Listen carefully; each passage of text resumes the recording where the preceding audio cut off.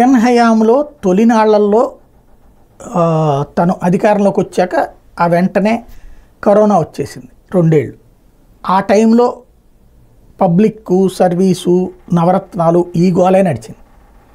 Corona పూర్తయిపోవడం, elections పూర్తయిపోవడం, స్థానిక ఎన్నికలు, ఆ తర్వాతన తన ప్రతీకార రాజకీయాలు ప్రారంభించాడు. అందులో అచ్చెన్నాయుడు అరెస్ట, రవీంద్ర అరెస్ట, లేకపోతే అయ్యన్న పాత్రుడి ఇల్లు కూల్చడం, ఇంటికి సంబంధించిన గోడ కూల్చడం, ఇట్లాంటి వాటికి దాన్ని చూసిన ప్రతి ఒక్కడికి ఏమని ఫీలింగ్ వచ్చింది?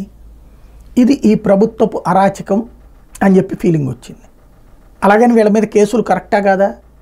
ఇప్పుడు కరెక్ట్ అయితే అప్పుడు కరెక్టే, అప్పుడు కరెక్ట్ కాదంటే ఇప్పుడు కరెక్ట్ కాదు. ఈ కామన్గా ఉండేటట్టు అంటే ఇక్కడ తప్పుడు కేసులు అనాలా, లేకపోతే ఉన్నటువంటి వాటిని వదిలేస్తే చేసుకొచ్చారా అనాలా, ఏదైనా సరే జరిగింది.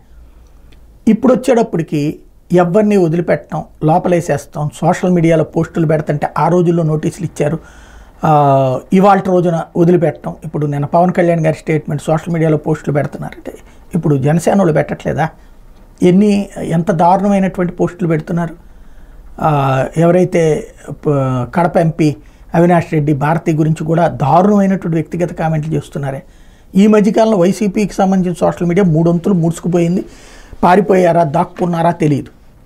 ఉన్న ఒక పావు వంతు వాళ్ళు కూడా చాలా జాగ్రత్తగా పెడుతున్నారు. వ్యక్తిగతం జోలికి పోవట్ల.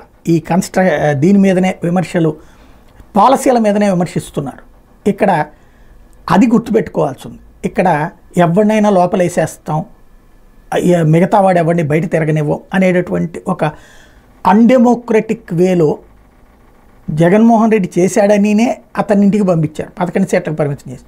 ఇప్పుడు మేము అలాగే చేస్తాము, ఓ పక్కన అదేది రెడ్ డైరీ 3 లేకపోతే తాట తీస్తాం అంటే అలా తీయించుకోవాలని చెప్పి జనం ఎవరైనా కోరుకుంటారా? లేకపోతే అలాంటి ప్రవర్తనని ప్రజలు ఆహ్వానిస్తారా? ఆలోచించుకోవాల్సి ఉంది.